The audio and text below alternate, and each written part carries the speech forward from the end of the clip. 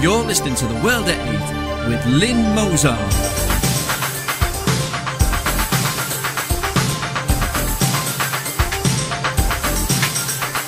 The World at 8, the number one in nationalist news.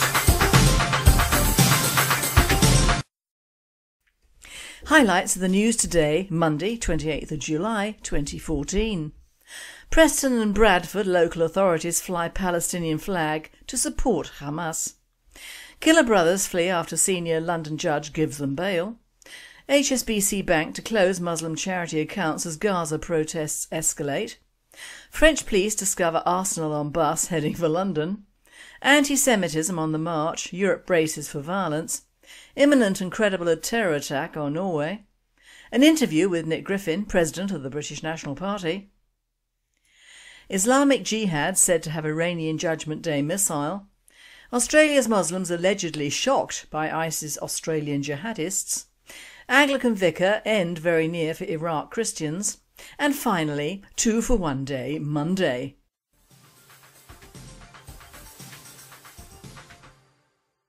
UK news. Preston and Bradford local authorities fly Palestinian flag to support Hamas. Preston City Council, which is run by the Labour Party, was forced to change its plans to fly the Palestinian flag over the town hall following protests and complaints. Council leader Peter Rankin said, "I'm pleased to be able to demonstrate our sympathy with the Palestinians through raising their flag over the town hall. We are also exploring other ways in which we can help and support Gaza." But the initial plans had to be altered following complaints. Instead, the Palestinian flag flew for just 4 minutes before being replaced. The flag is then reported to have been auctioned off, raising around £1,500 and perhaps therefore making the council complicit in fundraising with a pro-Hamas organisation. While in Bradford, the Palestinian flag has been raised outside Bradford City Hall to recognise the suffering and deaths of hundreds of people in Gaza, the council said. Labour leader of Bradford Town Council David Green said the authority was not taking sides in the conflict. Mr Green told BBC Radio Leeds the flag is not being raised in support of the one side of the conflict, i.e. Hamas or the Israeli army. The flag is being flown in recognition of the suffering and death of hundreds of people in Gaza. Last week, Bradford East Liberal Democrat MP David Ward apologised for comments he made about the conflict on Twitter. Mr Ward tweeted on Tuesday, "The big question is, if I lived in Gaza, would I fire a rocket? Probably yes." World at 8. The main point is that Israel is suffering as well. It's best the media stop being so one-sided and that we just stop reporting it at all. It's hardly our concern. When you are seen to back one group against another and the UK is directly not effective physically, fly both flags and be impartial. Another question is, would Ward defend his own country against Islam? Because now Ward is clearly demonstrating that he would not.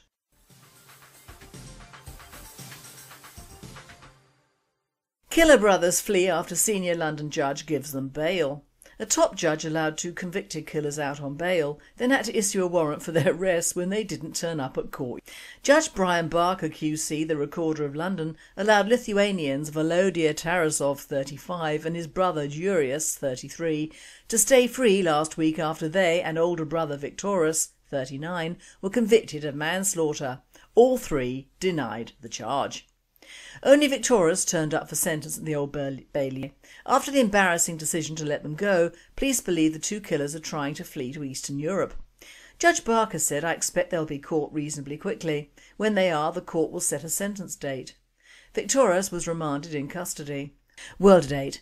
First of all, I hope they get to whence they came and don't return. These prats and similar cases cost the British taxpayer millions of money with their not guilty pleas and subsequent imprisonments. We are paying through the nose for these retards over here anyway.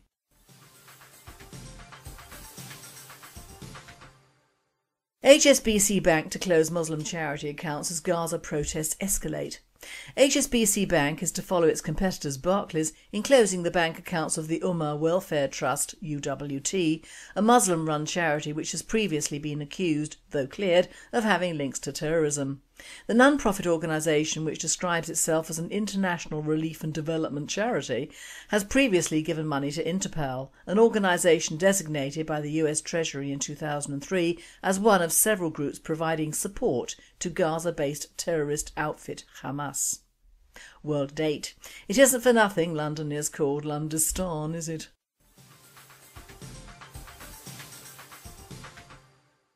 European news. French police discover arsenal on bus heading for London. Police in Calais have discovered what French news media are calling un véritable arsenal de guerre, a veritable arsenal of war, on board a London-bound bus. A Eurolines bus left Amsterdam bound for London via Calais last week when border police searched baggage and found 3 loaded automatic pistols, 3 Smith & Wesson revolvers and a semi-automatic Luger, as well as 2 Italian-made firearms, a Czech-made firearm, a silencer and almost 500 rounds of 9mm ammunition. World at 8. I suppose no effort has been made to find out who put them there, has it?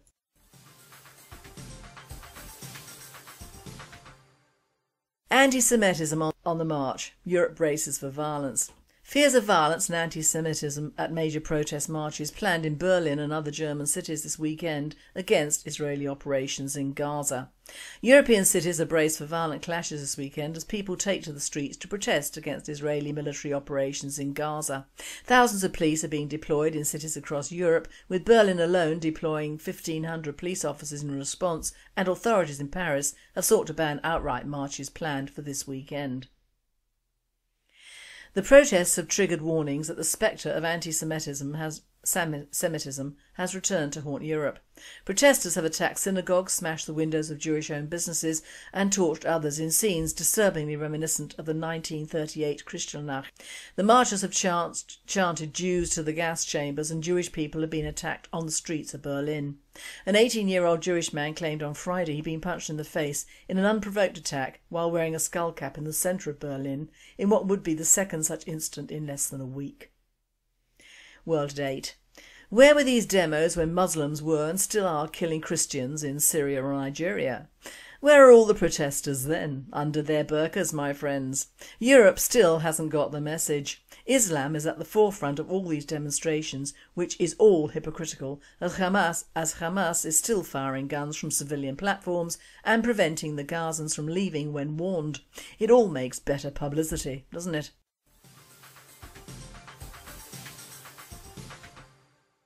Imminent and credible terror attack on Norway. We are now in a situation where there's a specific terror threat against Norway, said Justice and Public Security Minister Anders Anundsen as he opened an emergency press conference with the Police Security Service. PST Chief Benedict Bornland said that the service had received information from abroad indicating that people affiliated with a group in Syria were planning a terrorist attack on Norway within a few days. Measures have been taken to meet this threat, Anundsen said, reported Norwegian Broadcasting NRK. It was believed the group posing the threat had taken part in fighting in the Syrian conflict. It was not clear whether any Norwegian citizens were connected to the group or if any person living in Norway or on their way into the country was involved. It must be true because US officials have agreed, saying that there is a credible threat of a terror attack in Norway in the coming days. US officials said following Bornland's stark warning. World at 8.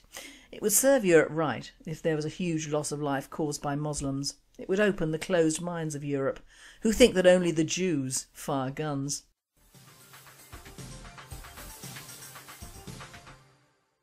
And now we have an interview with Nick Griffin, President of the British National Party, who talks today, among other things, about Russia and his first weekend away from his last 15 years of working within the British National Party. Hello Nick, good afternoon, and how are you? I'm fine, thank you very much, Lynn. Jolly good. Now I've got some questions to ask you, about 3 of them, and I want your feedback on it. Since last autumn, in this wonderful article by Paul Craig Roberts, the US government have been lying through its teeth about the Ukraine, and it's all sort of culminating in the last shot down plane, Malaysian plane. What is your view on this particular stance? Do you think it's dangerous?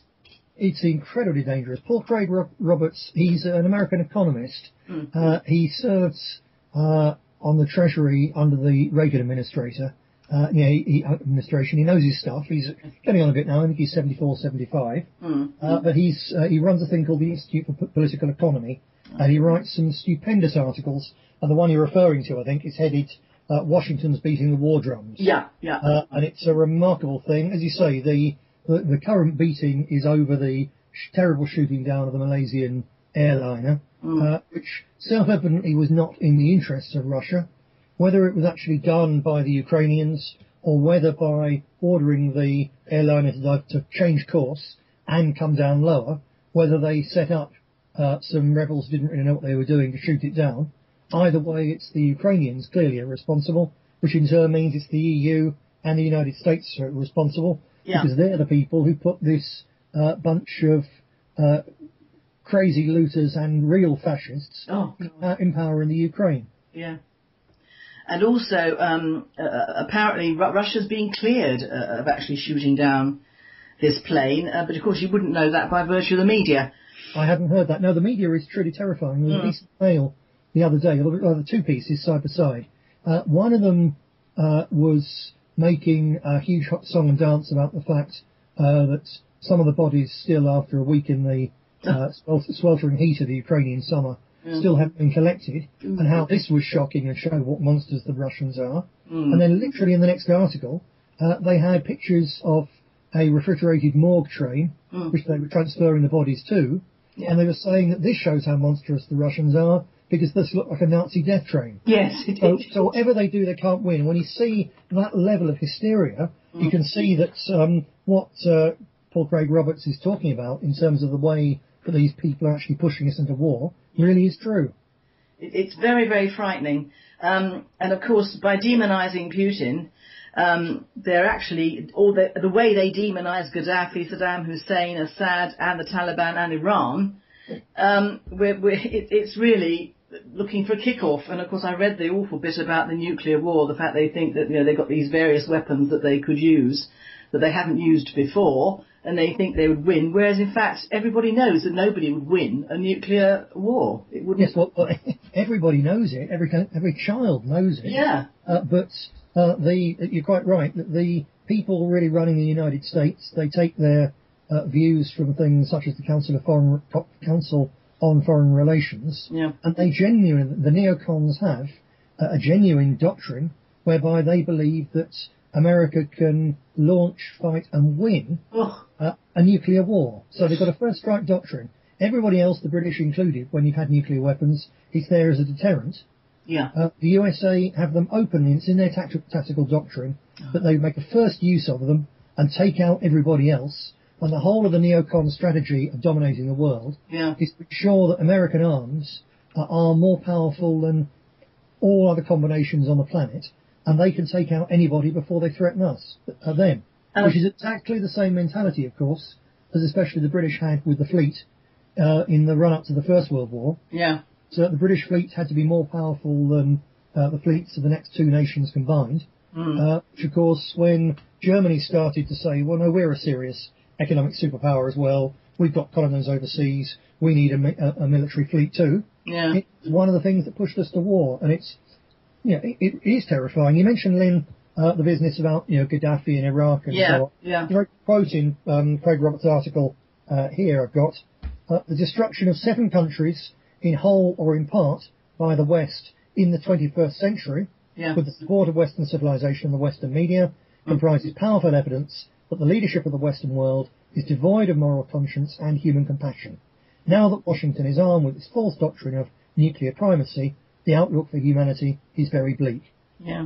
It isn't good at all, and because it lumps everything firmly in the almost pro-Muslim arena, because you can see what's happened to their countries, and although I'm, as you know, anti-Muslim in this country, you can see that they're not too happy about it, the way things are going, and of course, but we're now also in Europe. Europe is becoming very, very anti-Jewish. There's a huge Muslim sweep Yes, in France.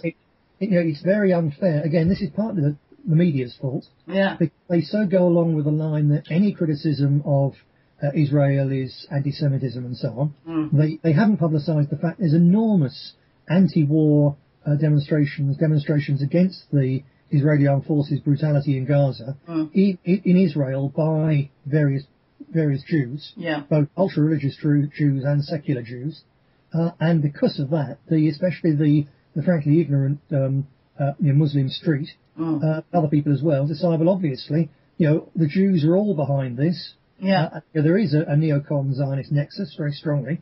So ordinary Jews get the blame for what basically a mafia from their community is doing, which is as ludicrous as when the mafia in the USA or Italy do something bad. It's as ludicrous as becoming anti-Italian.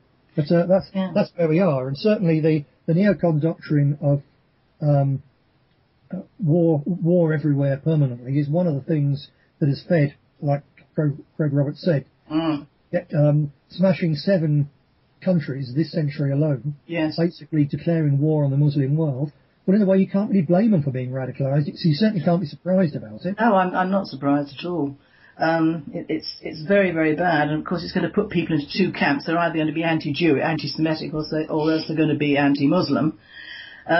And it puts Europe in a very, very difficult situation, I believe. The whole thing does, and of course it bears out our traditional nationalist policy, whereby we should keep out of other people's wars, look after our own business, and in the end, really, providing we're not giving vast amounts of arms to one side, through the EU aid to the other, then what the Israelis and the Palestinians do to each other is really their problem and up to them, and it's for us to interfere.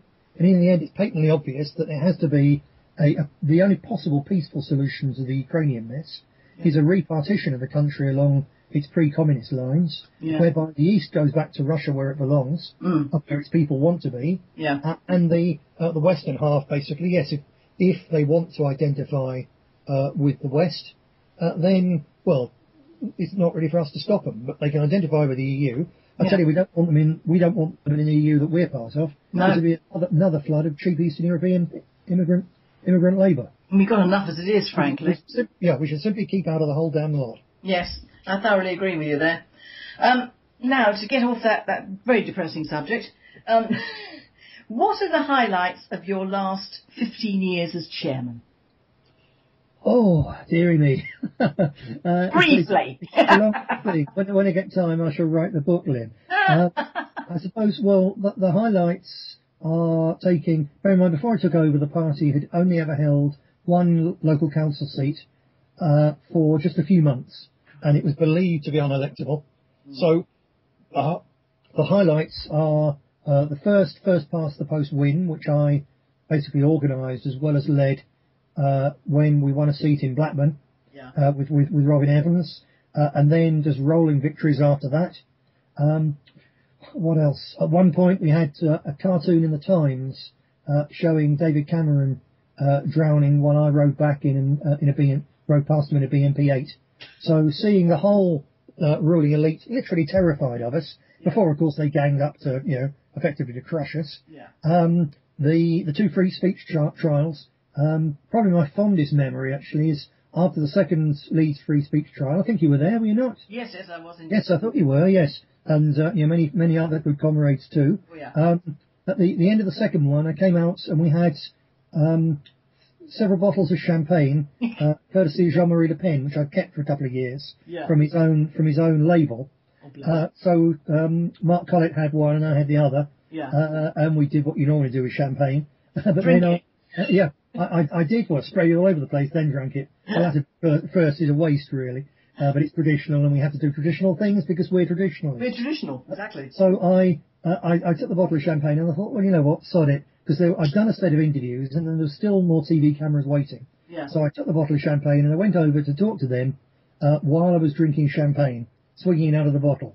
Because I thought, this says victory, and let's face it, this is a huge victory, for me, for the party, and for free speech in general. And I was absolutely alive on that. We did about 15 minutes while they tried to shoot me down, and I shut everything down in turn. Do you know what? They never used a single second of that footage, which tells you how good it was. A similar thing after I won the seats in the Northwest with the help of so many good people up there. Yeah. We did a press conference the next day in Derek Adams' pub, the Ace of Diamonds, later closed down by the Labour Council because they determined to get rid of the BNP. So they basically illegally closed down, demolished, and still hasn't been redeveloped, that site. Oh I did a press conference there, and again, every journalist under the sun was there, and I wiped the floor with all of them. That was tremendous fun. What else? Seeing how desperate they were when, in the run-up to the 2010 general election, the Daily Express ran 6 out of its 7 front pages in the week before, attacking the British National Party, and just forcing them to do things like that to us as a way to block us and so on was really quite something for a little ragtag peasant army that we are. And then I suppose the absolute final thing, of course, was being in Syria and understanding and hearing from the people there who'd spoken to the key BBC people in Syria, that they in turn had spoken to people back in Britain, and that they were convinced that the letter that I wrote for them was what had swayed enough Tory MPs to vote against the war to stop Britain going to war, which in turn stopped or forced Obama to put it to debate, which in turn gave President Putin the chance to step in and stop it. Yes. So basically understanding when it suddenly hit me that, my God, I actually played a role in that, of stopping Britain waste £500 million in 24 hours, killing decent people and letting throat-cutting, psychotic Islamist crazies into power in a lovely country. Yes. And knowing that having done that, whatever happens there, and of course it's still a ghastly mess, at least there's no British soldiers in there. They're hacking the heads off poor Syrian conscripts, but they're not catching British soldiers there and doing the same to them. And if I hadn't been there as a British National Party MEP, then we'd be there right now. I know. And what's more, I think the government, well, I mean, obviously the government was so livid at that. This is why I think, to some extent, that we've got all this anti-Russian business now. They think if they're not going to get Putin one way, they're going to try and get him another. Absolutely so, because it was all part of the same plan. It's dominoes. First of all, Libya, then Syria, then Iran, then Russia. Yeah. It's very, very beginning. If anyone thinks that this talk is a little bit crazy, unlikely, simply Google Project for the New American Century and neocons, and you'll find in their own words and all there in the public domain just how crazy these people are. They really are quite prepared to have a world war in order to ensure the domination of their people in Washington, D.C., which is most definitely not normal Americans. And obviously, you're married to one. I've been to the United States a number of times. They're a lovely, sweet, kind people with a tremendous folk culture. And let's face it, the very first victims of Washington/Yankee imperialism were the people of the South. Yes, they were, and in fact they still are. And they still are, and these crazy bastards have been expanding and trying to take over the world ever since. Yeah, there's a huge. We've gone from the highlights back to the horror. So we'll end on something very good. And that is, how was your last weekend free of the burden of the British National Party? Oh, it was tremendous, Lynn. What did you do? Be the sigh of relief. I'm still burdened as you are with a degree of responsibility as a member of the Executive Council, but it's nothing like as much. So, with my huge sigh of relief, I extended a dry stone wall that I've had waiting to finish off for a long, long time. It looks lovely. Dry stone walling. Oh, good. Yes, so there's a couple of jobs that I really have always enjoyed doing. One is dry stone walling. Unfortunately, the stone up here in Wales is rather random. It's not like some of the South Country stone, where you might have limestone you can split and so on. Yeah. But it's still a grand job. Even better is pleaching or plashing or laying a hedge, which is when you cut it partway through and bend it and make it stock proof. Of course, that's for the winter time and so on. That's not for this time of year. Yeah. So they're absolutely lovely jobs. The one I nearly did, before I ended up leaving the BNP, I was, having worked in the woods, I was within inches of becoming a charcoal burner. Oh, good God. Oh, lovely, charcoal. I used to use charcoal in art school. I could have had a lovely harmonious life in a wood in mid Wales, looking after a natural oak forest, and as part of the maintenance programme, producing charcoal. Things would have been different, but I took a different path at the entrance to the wood. Yeah, I think there comes a time in our lives where we all sort of have two paths to take, and we just take the one we take, and we can look back on it and say, well, we did what we thought was good at the time. Yeah, I took a path I've sometimes rued but never actually regretted, and I'm still on that path. And someone else has got the big backpack, but I'm still happy to be on the path moving forward, because together we've got things to do. Well, I can truly say, Nick, that you may be gone, partially gone, but you certainly will not be forgotten. Thank you very much, Lynn. And yes, I'm only partly gone. It's a wicked myth that I'm completely gone. My faculties are all still here. Lovely. Anyway, go back to your dry stone walling. Okay, Lynn. Thank you very much. I'll speak to you later. Again soon. Cheerio. Bye. Bye-bye.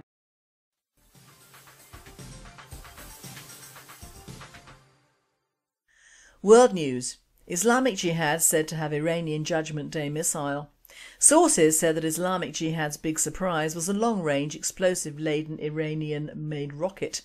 Islamic Jihad has many more surprises up its sleeve, said Abdullah Shallah, head of the terror group, said on Sunday. In an interview on an Arab satellite station, Shallah said, "We have a store of strategic weapons that we have never used, but was prepared to bring out against Israel if the war in Gaza continued." With that, he did not specify what those weapons were. World date, oh joy, boys and their toys.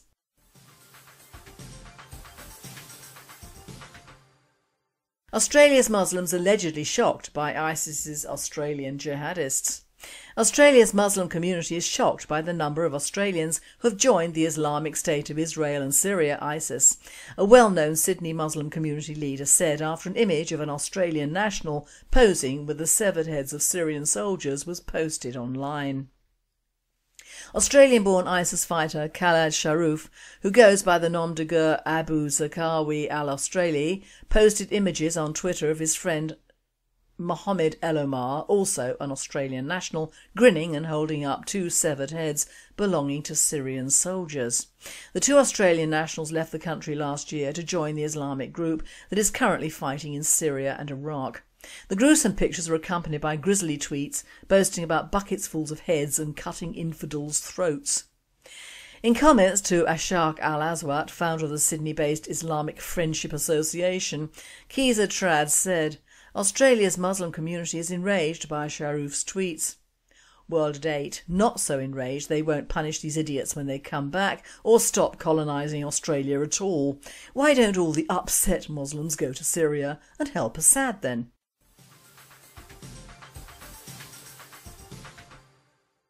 Anglican Vicar end very near for Iraq Christians. The end appears very near for Christians in Iraq, the vicar of the only Anglican church in the country warned as he appealed for more help to counter the threats from Islamist militants. Faced with an ultimatum from the Islamic State of Iraq and Syria, ISIS, forces to convert, pay your tax or be killed, Christians in the northern city of Mosul mostly fled last week. But Canon Andrew White, dubbed the Bishop of Baghdad for his work in St George's Church in the capital, said they were trapped in the desert or in the streets with nowhere to go. "Things are so desperate our people are disappearing," he told BBC Radio 4 Today.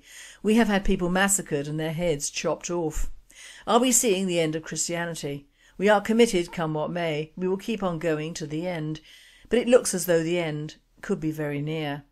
World date, and still our media will not print or speak on this subject, just keep banging on about huge families of Ghazaean kids being killed.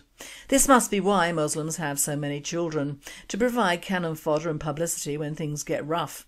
What about the Christian babies slaughtered in Syria by Western-backed so-called pro-democratic Muslims?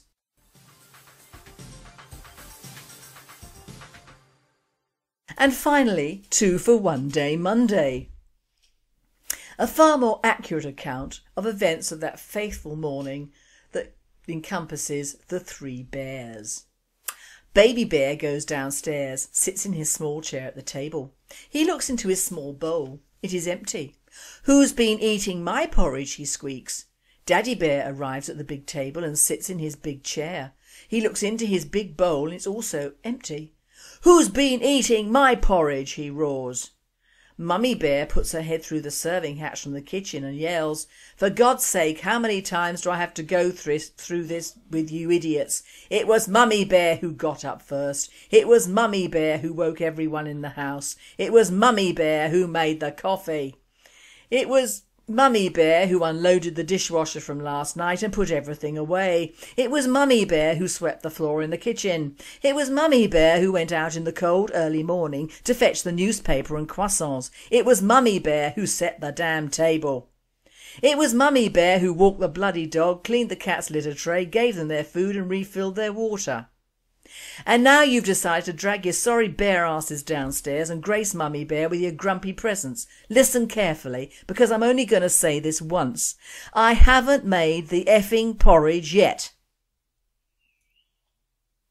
And Bill and his wife Blanche went to the state fair every year.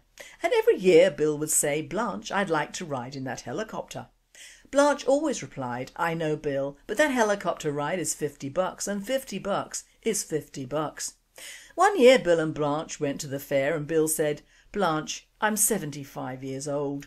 If I don't ride that helicopter, I might never get another chance." To this Blanche replied, "Bill, that helicopter ride is $50 and $50 is $50. The pilot overheard the couple and said, "Folks, I'll make you a deal. I'll take the both of you for a ride. If you can stay quiet for the entire ride and don't say a word, I won't charge you a penny. But if you say one word, it's $50. Bill and Blanche agreed and up they went. The pilot did all kinds of fancy manoeuvres, but not a word was heard. He did his daredevil tricks, but still not a word. And when they landed, the pilot turned to Bill and said, "By golly, I did everything I could to get you to yell out, but you didn't. I'm so impressed." Bill replied, "Well, to tell you the truth, I almost said something when Blanche fell out. But you know, $50 is $50. You've been listening to The World at 8. I am Lynn Mozar and I wish you all a very good night.